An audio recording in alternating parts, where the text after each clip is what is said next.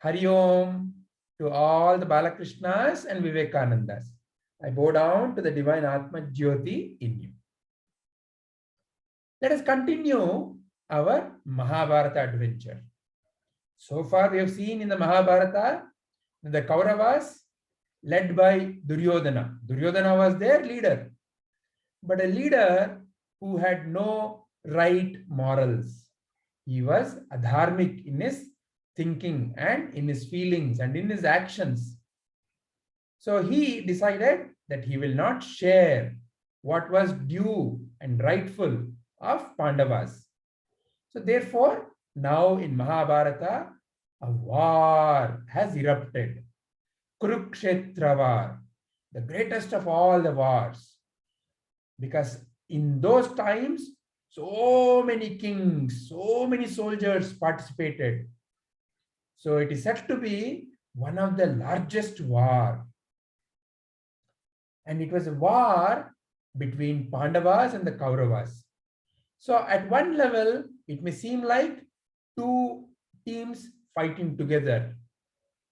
But the reason why Vyasa Maharshi has written Mahabharata and given all this war and other illustrations is because, in a way, Mahabharata is what happens in each one of us.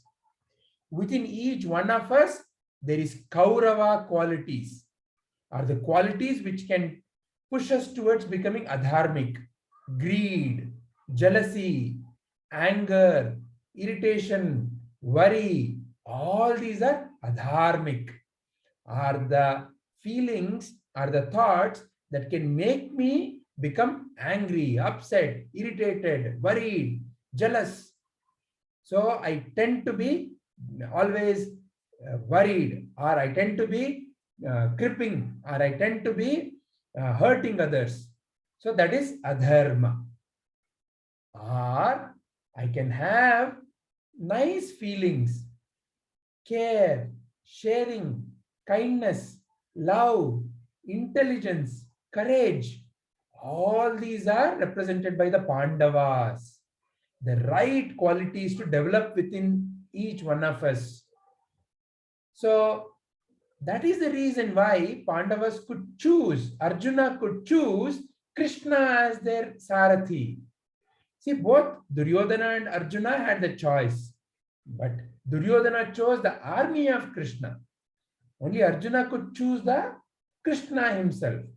So in that way, when my conduct in life is through right qualities, Krishna's qualities only control me. Krishna is my charioteer. Then the right qualities of Krishna only will flow through me.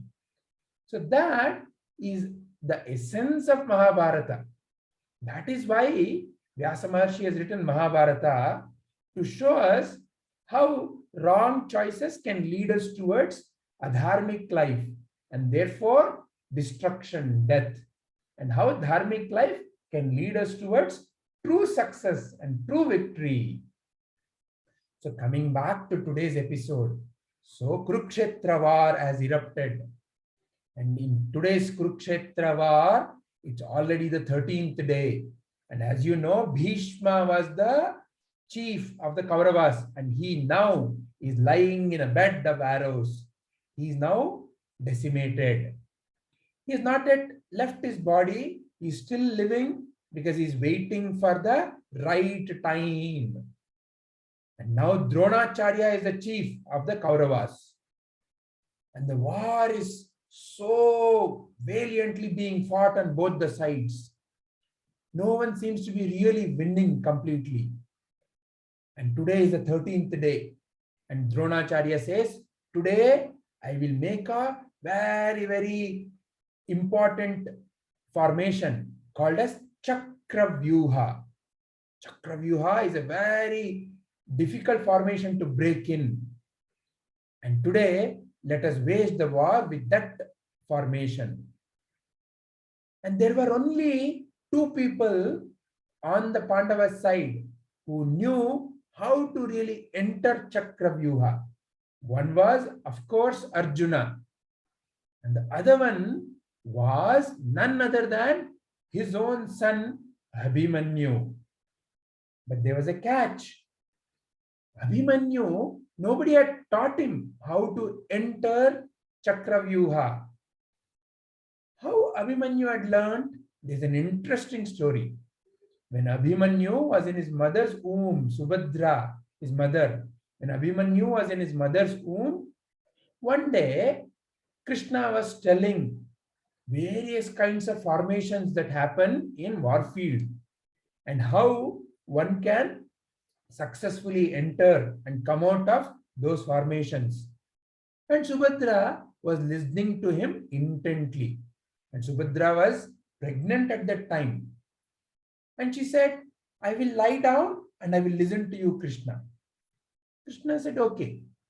And Krishna was explaining about Chakravyuha. And Abhimanyu was in the stomach of Subhadra and he was listening intently. You may wonder, can it really happen?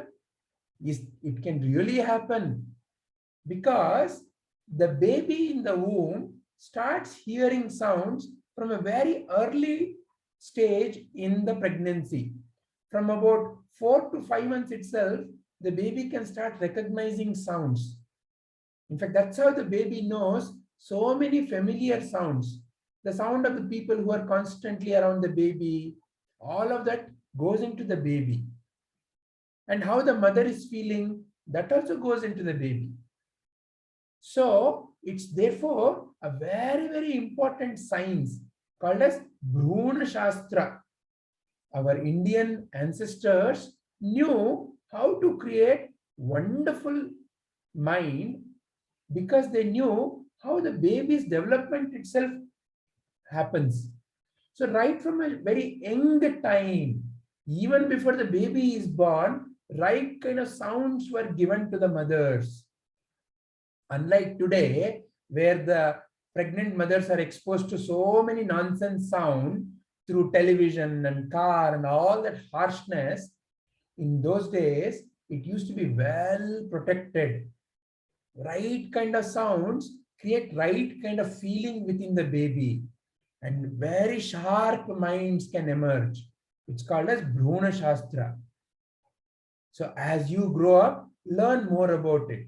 So it's a fantastic science. So as Krishna was narrating, this baby Abhimanyu who was in the stomach was already listening to all of it. And as Krishna explained how to enter, he learned all of it, he grasped all of it. But by the time Krishna was explaining about how to come out of the Chakravyuha, Subhadra had already fallen asleep. And unfortunately, even Abhimanyu could not hear how to come out. So in a way, he had learned only half, how to enter. He had not learned how to come out. So this fateful day, Chakravyuha was formed. And now the war was under progress.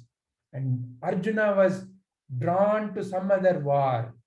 And the main formation, there was nobody. And this formation was killing through the Pandavas. So Yudhishthira was getting upset. What to do? How to break this formation?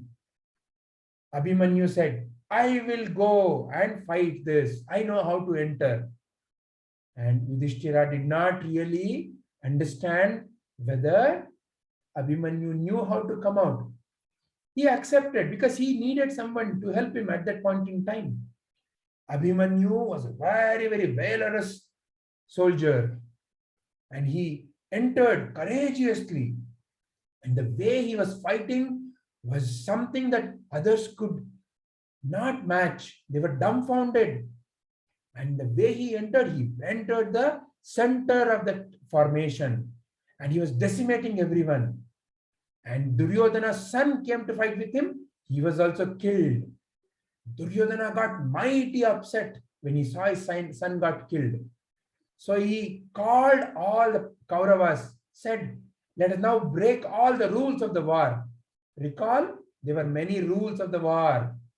That one should not fight from behind and one should fight with the right kind of the weapon. Only that kind of the weapon that one is fighting with. And One person should not be fought by many others. Like that, there were many rules. By the sight of his own son being killed, Duryodhana got mighty upset.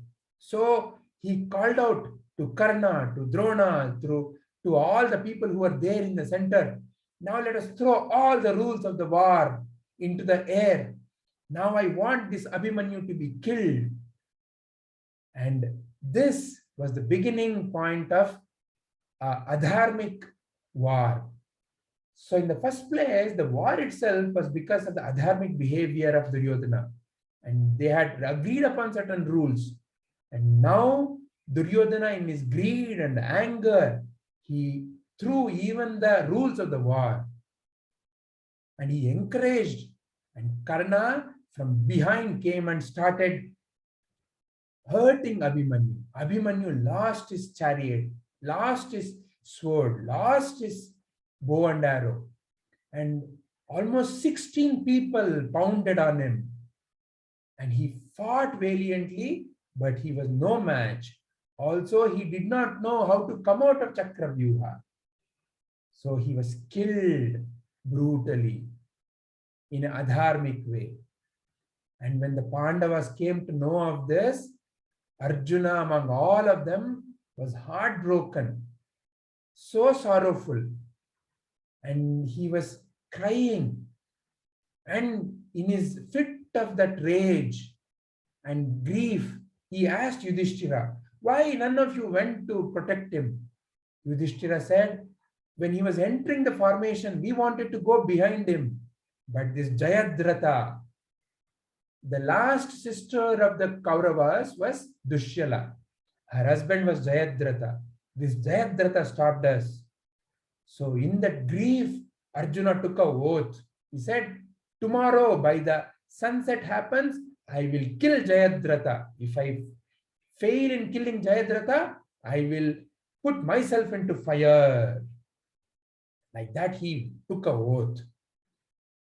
When all of this was heard by the Kauravas, on one hand, they were, all this Duryodhana and all the others were happy that Abhimanyu was killed. And when they learned that he was going to kill Jayadrata by tomorrow evening, initially they got upset. They ran to Drona and they asked, how can we protect?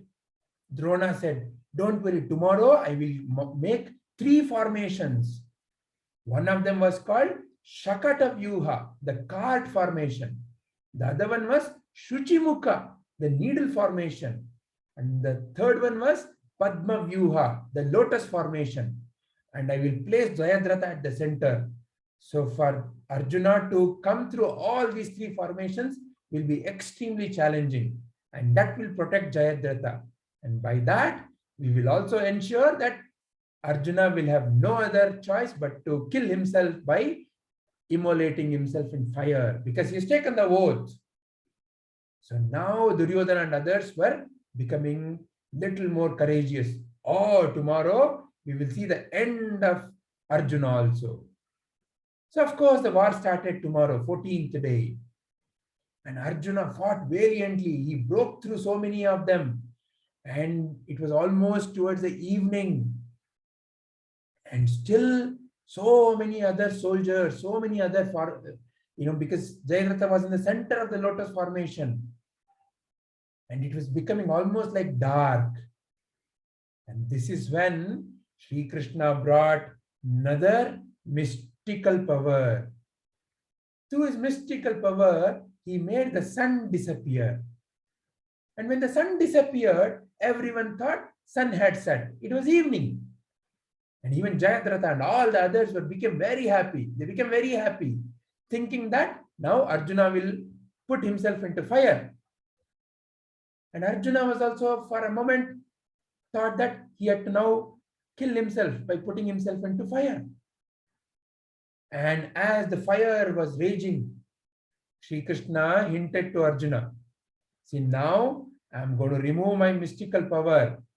And now sun will appear again. Now be ready and send your sharpest arrow to Jayadrata, and that should kill him. So Arjuna became ready. Jayadrata and everyone were gathered there to see Arjuna go into the fire. And in the darkness itself, Arjuna shot the sharpest arrow. And by the time it came to kill Jayadrata, Sri Krishna removed his magic. And again the sun started shining. And all the Kauravas were confused now. What was happening? And by the time they realized, Jayadrata was down to the ground. His head had been severed. Like that, Arjuna was able to hold his oath. So that day marked the first day in the Kurukshetra war, where because of the previous day's actions, from that day onwards, many rules they had set were going to be broken. And that will continue in our next episodes. But the important lesson from today's episode is that, like Abhimanyu, one needs to be courageous, but also needs to know whether they know what to do in a given situation. Abhimanyu was in a way overconfident. He knew how to enter, but did not really know how to come out. So in a way like that, when we need to offer help in life, we should also know when to offer help or what kind of a help to offer. Imagine somebody has fallen into the ground and they're bleeding. Do I know how to give first aid? Or is it better for me to call the ambulance? I need to know what is that I should do. So unlike Abhimanyu, one should not get blind in the or become overconfident in wanting to help also. In wanting to help also, one needs to have the right thinking. So my dear lovely children, we will continue our Mahabharata adventure in our next episodes. Till then, Hari Om.